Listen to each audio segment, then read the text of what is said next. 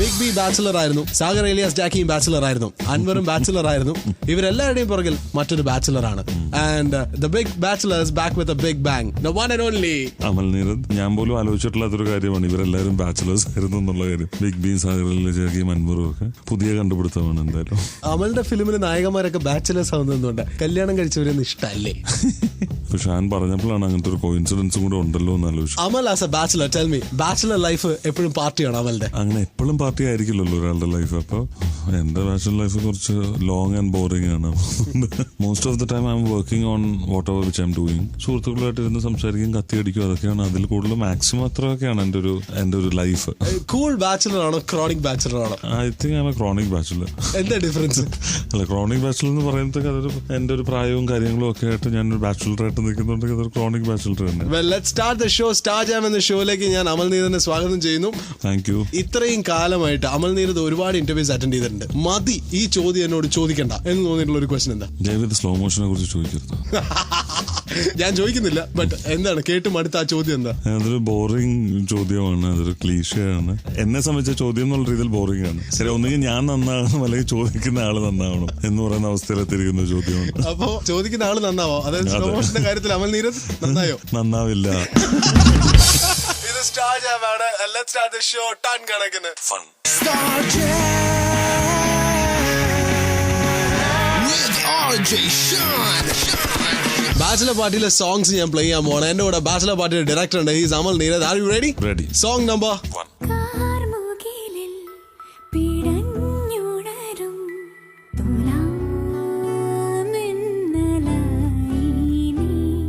ഈ പാട്ടിലെ ലൊക്കേഷനെ കുറിച്ചാണ്. അതൊരു സാധാരണ നമ്മൾ ഷൂട്ട് ചെയ്തിരിക്കുന്ന വീടിന്റെ അടുത്തുള്ള ഒരു സാധാരണ വഴിയാണ് കാണുന്നത്. അങ്ങനെ ഇഷ്ടംപോലെ വഴികൾ മൂന്നാറിലുള്ളതാണ്. കാര്യം എന്ന് വെച്ചാൽ ഇങ്ങനെ എന്താ പറയുന്നത്, കച്ചാ രാസ്ത എന്നൊക്കെ പറയുന്ന പോലെ ടാറൊന്നും ഇടാത്ത ഒരു ചെറിയൊരു വഴി കാടിന്റെ ഇടയിൽ കൂടെയുള്ള. ആ പാട്ട് മൂന്നാറിൽ ഷൂട്ട് ചെയ്യുമ്പോൾ ആകെ ആലോചിച്ചിട്ടുള്ള ഒറ്റ കാര്യം, മൂന്നാറിൽ ഇഷ്ടംപോലെ മലയാളം സിനിമകൾ വർഷങ്ങളായിട്ട് ഷൂട്ട് ചെയ്യുന്നതാണ് പാട്ട്, പ്രത്യേകിച്ചും പാട്ടുകൾ. അപ്പൊ മൂന്നാറിൽ സ്ഥിരം കണ്ട ലൊക്കേഷൻസിൽ ഷൂട്ട് ചെയ്യരുതെന്ന് വലിയ നിർബന്ധം ഉണ്ടായിരുന്നു. അമൽ നീരദിന്റെ അനുഭവത്തിൽ പറയാം, ഒരു ഗേൾ ഫ്രണ്ടിനെ കൊണ്ടുപോകാൻ പറ്റുന്ന ഇതുപോലത്തെ ലൊക്കേഷൻസ് ഏതൊക്കെയാണ്? ലൈഫിലെ ബ്യൂട്ടിഫുൾ ലൊക്കേഷൻസ് മസ്റ്റ് ആയിട്ട് കൊണ്ടുവരിക്കേണ്ട ഇതുപോലത്തെ സ്ഥലങ്ങൾ. എനിക്ക് ലഡാക്ക് ലോകത്തെ ഏറ്റവും മനോഹരമായിട്ടുള്ള സ്ഥലങ്ങളൊന്നും തോന്നിയിട്ടുള്ളൂ. സ്വിസ് ആൽപ്സ് കണ്ടിട്ടുണ്ട്, അതിലും ബ്യൂട്ടിഫുൾ ആണ് ഹിമാലയാസ് എന്ന് വിശ്വസിക്കുന്ന ഒരാളാണ്. അപ്പൊ അതിന്റെ ഒരു ലഡാക്ക് എവിടെയാണ് ഇരിക്കുന്നതെന്നും, ലഡാക്ക് ലോകത്തിലെ ഏറ്റവും ഹയസ്റ്റ് എയർപോർട്ട് നിൽക്കുന്ന സ്ഥലമാണ്. ചിലപ്പം അങ്ങനെ അത്ര പൊക്കത്തിലോട്ട് നമുക്ക് വേറൊരു സ്ഥലത്തും പോകാൻ പറ്റില്ല. അതൊരു 16,000 ഫീറ്റ് ഓൾട്ടിറ്റ്യൂഡിലാണ് നിൽക്കുന്നത്. അപ്പൊ അതിൻ്റെതായിട്ടുള്ള അത്ര പ്രിസ്റ്റീൻ, വിർജിൻ, ബ്യൂട്ടിഫുൾ ആയിട്ടുള്ള ഒരു സ്പേസ് ആണ്. അതെനിക്ക് ലോകത്തിന്റെ മറ്റൊരു സ്ഥലത്തും. അവിടുത്തെ ആൾക്കാർ വളരെ ബ്യൂട്ടിഫുൾ ആണ്. കാര്യം എന്ന് വെച്ചാൽ അവര് വളരെ ഇങ്ങനെ നോർത്തിലൊക്കെ പറയും പഹാഡികൾക്ക് സ്നേഹം കൂടുതലാണെന്ന് പറയും. എനിക്ക് തോന്നിയിട്ടുണ്ട് കടലിനടുത്തുള്ളവരിലും കൂടുതലും മലയിലുള്ള മനുഷ്യർക്കാണ് കുറച്ച് സ്നേഹം കൂടുതലുള്ളതെന്ന്. എന്തുകൊണ്ടെന്നറിയില്ല, അവര് വളരെ വാമാണ്. നമ്മള് കടലിനടുത്ത് കിടക്കുന്നവരിലും കുറച്ച് സ്നേഹം കൂടുതലുള്ള മനുഷ്യരാണെന്നാണ് എനിക്ക് തോന്നിയിട്ടുള്ളത്. നെക്സ്റ്റ് സോങ് ബാച്ചിലർ പാർട്ടിയിൽ ഏറ്റവും ഹിറ്റ് ആയിട്ടുള്ള സോങ് ഞാൻ പ്ലേ ചെയ്യാൻ പോവാണ്. ആക്ച്വലി ബാച്ചിലർ ലൈഫ് ആണോ ലൈഫിൽ അഭയം?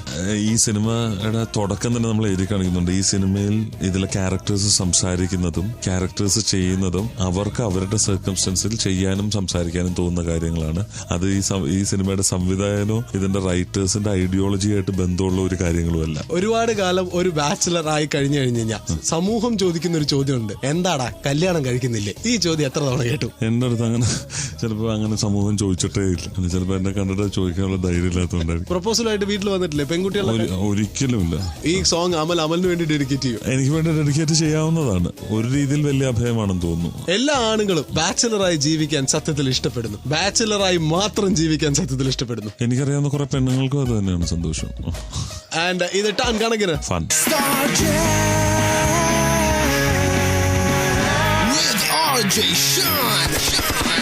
പണ്ടൊരിക്കൽ സാഗർ ഏലിയാസ് ജാക്കി എന്ന മൂവിയുടെ പോസ്റ്റേഴ്സിൽ ആരോ കരിയോയിൽ ഒഴിച്ചിരുന്നു. എന്നാൽ ഇപ്പോ സ്പിരിറ്റ് എന്ന മൂവിയുടെ പോസ്റ്റേഴ്സ് ബാൻ ചെയ്തു എന്ന് കേൾക്കുന്നു. മോഹൻലാലിന്റെ ചില സ്റ്റിൽസും ഇമേജസ് ഒക്കെ എടുത്തു മാറ്റുന്നു എന്ന് പറയുന്നു. സത്യത്തില് അക്കോർഡിംഗ് ടു അമൽ നീരദ് ഇതുപോലത്തെ പോസ്റ്റേഴ്സ് ഒക്കെ കണ്ടു കഴിഞ്ഞാൽ യങ്സ്റ്റേഴ്സ് ഇൻഫ്ലുവൻസ്ഡ് ആവും. ഞാൻ പറഞ്ഞ ഇവർക്ക് ഇത്രയ്ക്ക് ഇതൊക്കെ ഭയങ്കര പ്രശ്നങ്ങളാണെങ്കിൽ കാര്യം എന്ന് വെച്ച് കഴിഞ്ഞാൽ സിഗരറ്റ് വലിക്കുകയും മറ്റേ ക്യൂ നിൽക്കുന്ന ഓരോരുത്തരും അവരുടെ കഴുത്തിലൊരു ബാൻഡറും കെട്ടിക്കൊണ്ട് നിൽക്കേണ്ടതാണ് ശരിക്കും. സിഗരറ്റ് വലിക്കുന്ന ഓരോരുത്തരും പുകവലി ആരോഗ്യത്തിന് ഹാനികരമെന്ന് അവരുടെ കഴുത്തിലൊരു ബാൻഡറും കെട്ടിയിട്ട് നിന്നിട്ട് ചെയ്യേണ്ട കാര്യം കഥാപാത്രം സിനിമയിൽ സിഗരറ്റ് വലിക്കുകയാണെങ്കിൽ അടിയിൽ എഴുതി കാണിക്കണം smoking is injuries to health. Cigarette അത്ര മോശം കാര്യമാണെങ്കിൽ ഇത് ഓരോ ഷോട്ടിന്റെയും താഴെ എഴുതി കാണിക്കേണ്ട അത്ര മോശം കാര്യമാണെങ്കിൽ ആ സിഗരറ്റ് ഇവിടുത്തെ ഗവൺമെന്റ് ബാൻ ചെയ്യണം. അതല്ലെങ്കിൽ ഇവിടുത്തെ എല്ലാ രീതിയിലുള്ള സംസ്കാരത്തിനെയും തകർക്കുന്ന രീതിയിൽ ഒരു സിനിമയുടെ താഴെ നമ്മൾ സിനിമ കണ്ടുകൊണ്ടിരിക്കുമ്പോൾ നമുക്കൊരു ജമ്പ് ഉണ്ടാകുന്ന രീതിയിൽ വെണ്ടയ്ക്ക വലിപ്പത്തിൽ എഴുതി കാണിക്കേണ്ടതാണ്. അങ്ങനത്തെ ഉള്ളതായിരിക്കണം സെൻസർ റൂൾ എന്ന് വരുന്ന ഒരു അവസ്ഥ. സെൻസിബിൾ ആവേണ്ടത് സെൻസർ ബോർഡ് അല്ല. എനിക്ക് മനസ്സിലാകുന്നില്ല. ഇപ്പൊ ഒരു സിനിമയിൽ ഒരാളെ കൊല്ലുന്ന കാണിക്കുന്നു, അതിന്റെ താഴെ എഴുതി കാണിക്കുന്നില്ല കൊല്ലുന്നത് മോശമാണെന്ന് എഴുതി കാണിക്കുന്നില്ല. ഒരാൾ സിഗരറ്റ് വലിക്കുമ്പോൾ താഴെ സിഗരറ്റ് വലിക്കുന്നത് മോശമാണെന്ന് എഴുതി കാണിക്കുന്നുണ്ട്. അപ്പൊ എനിക്ക് നെക്സ്റ്റ് ക്വസ്റ്റ്യൻ, ഡേർട്ടി പിക്ചർ എന്നുള്ള മൂവിയുടെ ടിവിയിൽ കാണിക്കുന്ന സമയം രാത്രി 11 മണിയാക്കണം എന്ന് പറഞ്ഞു. ഡേർട്ടി പിക്ചർ അത്രമാത്രം ഡേർട്ടി ആയിരുന്നു. ഒബ്സീൻ എന്ന് പറയുന്നത് വളരെ സബ്ജക്റ്റീവ് ആയിട്ടുള്ള. ഇപ്പൊ എനിക്ക് ചിലപ്പോൾ പ്രൈം ടൈമിൽ കാണുന്ന പല സീരിയലുകളും എനിക്ക് ഒബ്സീൻ ആണെന്നാണ് തോന്നിയിട്ടുള്ളത്. അതായത് അല്ല, എനിക്ക് ചിലപ്പോൾ ഒരു റിയാലിറ്റി ഷോ അല്ലെങ്കിൽ ഒരു ടിവിയിൽ കാണുന്ന ഒരു സീരിയല്, ഈ ക്രൈം സ്റ്റോറി എന്നൊക്കെ പറഞ്ഞിട്ട് ചില ടിവിയിലൊക്കെ കാണിക്കുന്ന ചില സംഭവങ്ങൾ, അതൊക്കെ എനിക്ക് ഭയങ്കര obscene and gross and violent ആണെന്നാണ് തോന്നിയിട്ടുള്ളത്. അപ്പൊ അത്രയും ഒബ്സീൻ ആണോ ഡേർട്ടി പിക്ചർ എന്നുള്ള കാര്യം നമ്മൾ ആലോചിക്കേണ്ട കാര്യമാണ്. ഫൈനലി തിലകൻ പറഞ്ഞു ഒരു കാര്യം ഈ ഇടയ്ക്ക് ഒരു ഇന്റർവ്യൂല്, actors have forgotten to think and speak independently. Is that true? Actors എന്ന് തന്നെയല്ല, കാര്യം കേരളത്തിലെ ഒരു പൊതുസമൂഹം തന്നെ പലപ്പോഴും തുറന്ന് സംസാരിക്കാൻ തയ്യാറാകാത്ത അത്രയും ഡിപ്ലോമസിയുടെ ഒരു അവസ്ഥയിലോട്ട് നമ്മളെല്ലാവരും എവറിഡേ നമ്മളെല്ലാവരും കൊണ്ടുപോയിക്കൊണ്ടിരിക്കുകയാണ്. അതെ, വി ഡോണ്ട് സ്പീക്ക് ഓപ്പൺലി. പല കാര്യങ്ങളും സിനിമയുടെ കാര്യത്തിലാണെങ്കിൽ പോലും നമ്മളിപ്പോൾ പലയിടത്തും ചർച്ച ചെയ്യുന്ന പല കാര്യങ്ങളും നമുക്ക് ഇവിടെ വളരെ ഡിപ്ലോമാറ്റിക് ആയിട്ട് സംസാരിക്കാൻ പറ്റിയില്ലെങ്കിൽ അത്ര ഡിപ്ലോമാറ്റിക് അല്ലാതെ സംസാരിക്കുന്നവർ ക്രൂശിക്കപ്പെടാറുണ്ട്. അപ്പൊ അതുകൊണ്ട് തന്നെ എല്ലാവരും വളരെ കരുതലോടെ സംസാരിക്കാറുള്ളൂ. വെടാമൽ നീരെ തീരെ കരുതലില്ലാണ്ടാണ് സംസാരിക്കുന്നത്. ഇത് ക്ലബ് FM ടൺ കണക്കിന് ഫൺ.